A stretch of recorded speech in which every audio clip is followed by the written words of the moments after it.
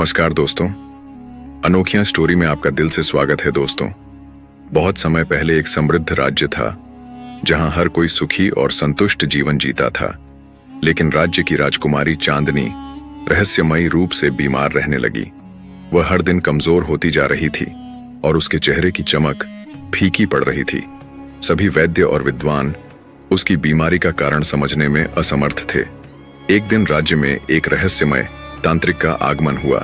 वह लंबा काला सा चोला पहने, गले में अस्थियों की माला और माथे पर भभूत लगाए हुए था। उसके चेहरे से तेज और आंखों में गहराई थी।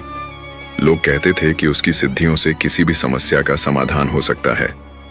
जब राजा को यह खबर मिली तो उन्होंने तांत्रिक को महल बुलाया। महल में पहुंचकर तांत्रिक ने राजकुमारी को देखा और तुरंत कहा, यह साधारण बीमारी नहीं है। राजकुमारी पर एक प्राचीन श्राप है। यदि इसे रहते हटाया नहीं गया तो वह अधिक दिनों तक जीवित नहीं रह पाएगी। राजा और रानी यह सुनकर बेहद चिंतित हो गए और तांत्रिक से उपाय पूछने लगे। तांत्रिक ने गंभीर स्वर में कहा, इस श्राप को तोड़ने के लिए एक विशेष अनुष्ठान करना होगा, लेकिन यह अनुष्ठान अत्यंत गोपनीय है और इसे करने के लिए मुझे राजकुमारी के साथ हर रात एकांत में रहना होगा। इसमें किसी भी बाहरी व्यक्ति का हस्तक्षेप नहीं हो सकता। राजा ने अपनी बेटी की जान बचाने के लिए तांत्रिक की बात मान ली। अनुष्ठान की तैयारी के लिए एक गुप्त कक्ष तैयार किया गया, लेकिन किसी को नहीं पता था कि यह तांत्रिक वास्तव में कौन है और उसके इरादे क्या हैं। रात का समय था। महल के एक गुप्त कक्ष में तांत्रिक ने अपने अनुष्ठान की शुरुआत की। कक्ष में चारों ओर दीपक जलाए गए थे और एक विशेष यज्ञ वेदी सजाई गई थी। वातावरण में धूप और जड़ी बूटियों की गम भर गई थी। तांत्रिक ने राजकुमारी चांदनी को पास बैठाया और मंत्रों का जाप शुरू किया। उसकी आवाज गहरी और सम्मोहित कर देने वाली थी। मंत्रों के स्वर राजकुमारी के मन में गूंजने लगे और वह धीरे धीरे एक अजीब सी चेतना में चली गई। तांत्रिक ने अपनी सिद्धियों का उपयोग कर राजकुमारी को सम्मोहित कर दिया। उसने अपनी आवाज को और भी रहस्यमय बनाते हुए कहा, यह अनुष्ठान केवल तुम्हारे ही सहयोग से पूरा होगा। तुम्हें मेरी हर बात माननी होगी, तभी तुम्हारा श्राप समाप्त होगा। राजकुमारी, जो पहले से ही अपने जीवन को लेकर चिंतित थी, तांत्रिक की हर बात मानने को तैयार हो गई। तांत्रिक ने उसे आदेश दिया कि वह अगले कई रातों तक इसी कक्ष में आएगी और अनुष्ठान पूरा होने तक किसी से कुछ नहीं कहेगी। धीरे धीरे तांत्रिक ने राजकुमारी को अपने वश में करना शुरू कर दिया। हर रात वह नए नए कर्मकांड करता और राजकुमारी को विश्वास दिलाता कि यह सब उसके श्राप को तोड़ने के लिए जरूरी है।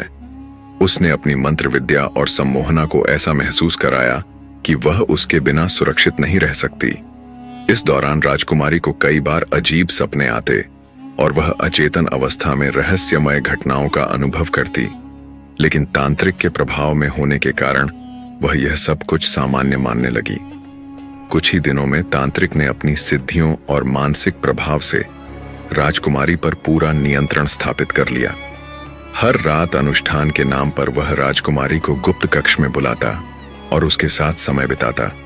उसने राजकुमारी को यह विश्वास दिला दिया था कि श्राप का प्रभाव तभी खत्म होगा जब वह हर रात उसके द्वारा किए गए विशेष कर्मकांड में भाग लेगी।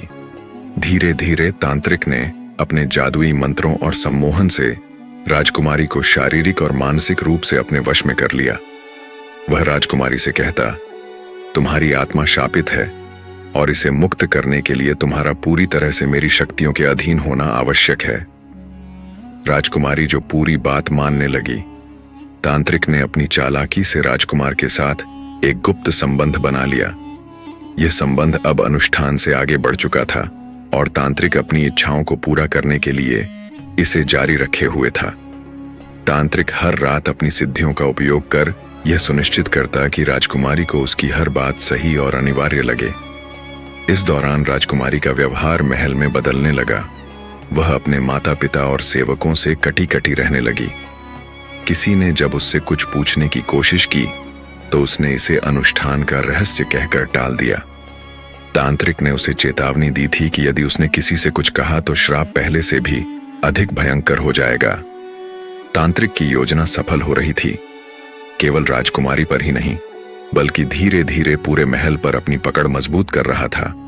उसने राजा को यह विश्वास दिला दिया था कि अनुष्ठान किसी प्रकार का विघ्न राजकुमारी की जान के लिए खतरनाक होगा। तांत्रिक के प्रभाव में राजकुमारी पूरी तरह उसकी दासी बन चुकी थी, लेकिन महल में कुछ लोगों को राजकुमारी के बदलते व्यवहार और तांत्रिक की बढ़ती शक्तियों पर संदेह होने लगा। राजकुमारी की दासी, जो बचपन से उसकी सेवा करती थी, उसने महसूस किया कि कुछ गलत हो रहा है। उसने कई बार राजकुमारी को सवालों से टटोलने की कोशिश की, लेकिन हर बार राजकुमारी टाल देती। एक दिन जब तांत्रिक अनुष्ठान के लिए गुप्त कक्ष में था, दासी ने वहां झांकने की हिम्मत की। उसने देखा कि तांत्रिक मंत्रों का जाप करते हुए राजकुमारी को सम्मोहित कर रहा था। साथ ही वह अनुष्ठान के नाम पर ऐसी गतिविधियां कर रहा था जो शास्त्रों और नैतिकता के खिलाफ थी। दासी भयभीत हो गई, लेकिन उसने ठान लिया कि वह यह सच्चाई राजा तक पहुंचाएगी। दासी ने राजा को सब कुछ बताया, लेकिन तांत्रिक के प्रभाव में राजा ने उसकी बात को झूठ समझकर अनदेखा कर दिया।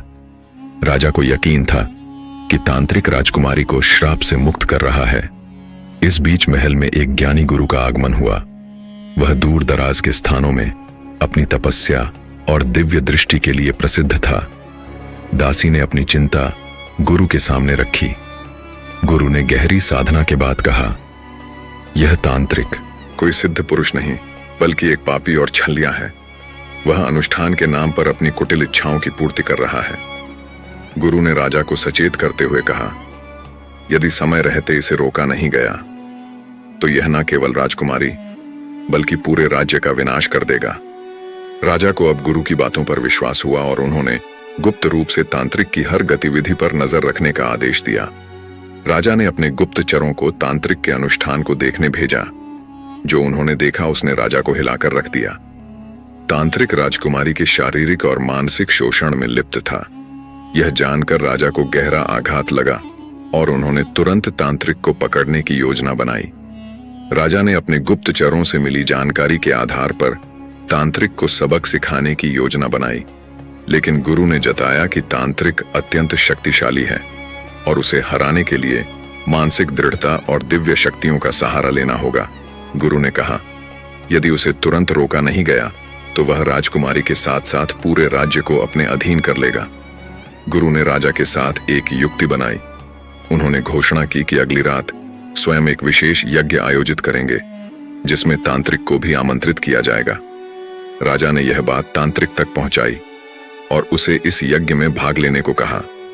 तांत्रिक को इसमें कोई शक नहीं हुआ, क्योंकि वह अब तक स्वयं को महल में अजय समझने लगा था। रात को जब तांत्रिक राजकुमारी के साथ अपने कर्मकांड में व्यस्त था, राजा और गुरु ने अपनी गुप्त सेना के साथ गुप्त कक्ष को घेर लिया। गुरु ने अपनी तपस्या और दिव्य मंत्रों का प्रयोग कर कक्ष के चारों ओर एक सुरक्षा घेरा बनाया, जिससे तांत्रिक की सारी सिद्धियां निष्क्रिय हो गईं। तांत्रिक ने खुद को फंसता देख अपनी काली शक्तियों का सहारा लिया, लेकिन गुरु ने तुरंत अपने मंत्रों से उसे रोक दिया। गुरु के मंत्रों और राजा की सेना ने तांत्रिक को पूरी तरह पराजित कर दिया। तांत्रिक ने अंतिम प्रयास में राजकुमारी को एक बार फिर सम्मोहित करने की कोशिश की, लेकिन गुरु ने उसे अपनी शक्तियों से मुक्त कर दिया। तांत्रिक को पकड़कर राजा के सामने लाया गया। उसने अपना अपराध स्वीकार किया और बताया कि वह केवल राजकुमारी का शोषण करने के लिए इस पूरे अनुष्ठान का नाटक कर रहा था। राजा ने क्रोध में उसे मृत्युदंड देने का आदेश दिया, लेकिन गुरु ने कहा, इस पापी का अंत इसके पापों की आग में ही होगा। इसे यज्ञ की अग्नि में समर्पित करो। तांत्रिक को यज्ञ वेदी में डाल दिया गया, जहां वह अपनी ही काली शक्तियों से जलकर राख हो गया। तांत्रिक के जलने के बाद यज्ञ की अग्नि शांत हो गई और पूरे महल में एक विचित्र सन्नाटा छा गया। जैसे ही तांत्रिक का अंत हुआ, राजकुमारी चांदनी के अंदर खोई हुई चमक लौट आई और वह पूरी तरह से होश में आ गई। गुरु ने मुस्कुराते हुए कहा, अब तांत्रिक का प्रभाव पूरी तरह समाप्त हो चुका है। राजकुमारी पर जो श्राप था वह इस पापी के छल का परिणाम था। देवी की कृपा से अब वह पूरी तरह मुक्त है।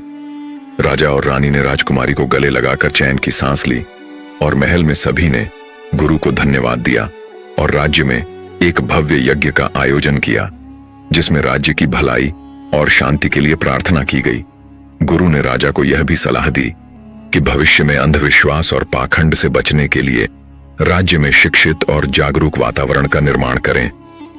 राजकुमारी चांदनी, जो इस अनुभव से गहरे सदमे में थी, गुरु से अपने मन की शांति और आत्मबल को पुनः प्राप्त करने का मार्गदर्शन मांगा। गुरु ने उसे ध्यान और आध्यात्मिक साधना का मार्ग बताया। समय के साथ राजकुमारी चांदनी ने अपने भीतर की शक्ति को पहचाना और एक सशक्त और निडर स्त्री के रूप में उभरी। राजा ने राज्य में घोषणा की कि कोई भी समस्या हो, पहले तर्क और ज्ञान से उसका समाधान किया जाएगा। महल में सुरक्षा व्यवस्था को और मजबूत किया गया ताकि भविष्य में कोई और धोखेबाज व्यक्ति तांत्रिक बनकर राज्य को नुकसान न पहुंचा सके। धीरे धीरे राजकुमारी और राज्य दोनों ने अपनी खोई हुई शांति और खुशहाली को वापस पा लिया। गुरु महल को विदा किया, यह कहते हुए कि जहां सच्चाई और धर्म है, वहां किसी भी बुराई का टिकना असंभव है। इस घटना ने पूरे राज्य को यह सिखाया कि अंधविश्वास और छल के चक्र में फंसने से बेहतर है अपने विवेक और सच्चे ज्ञान का सहारा लेना। तांत्रिक का अंत केवल बुराई का अंत नहीं था, बल्कि यह एक नई शुरुआत का संकेत भी था। यह कहानी हमें सिखाती है कि किसी भी परिस्थिति में तर्क, विवेक और सच्चे ज्ञान का सहारा लेना चाहिए। अंधविश्वास और पाखंड पर आंखें कर विश्वास करना न केवल व्यक्तिगत बल्कि पूरे समाज के लिए हानिकारक हो सकता है। तो मेरे प्रिय श्रोताओं, आज की यह कहानी आपको कैसी लगी वह हमें कमेंट बॉक्स में कमेंट करके जरूर बताएं और हमें उम्मीद है कि आज कहानी आपको पसंद जरूर आई होगी। अगर आई है तो मेरे इस अनोखियां स्टोरी चैनल को सब्सक्राइब जरूर करें। तो चलिए मिलते हैं अगली कहानी में, तब तक के अपना और अपनों का ख्याल रखिए। धन्यवाद।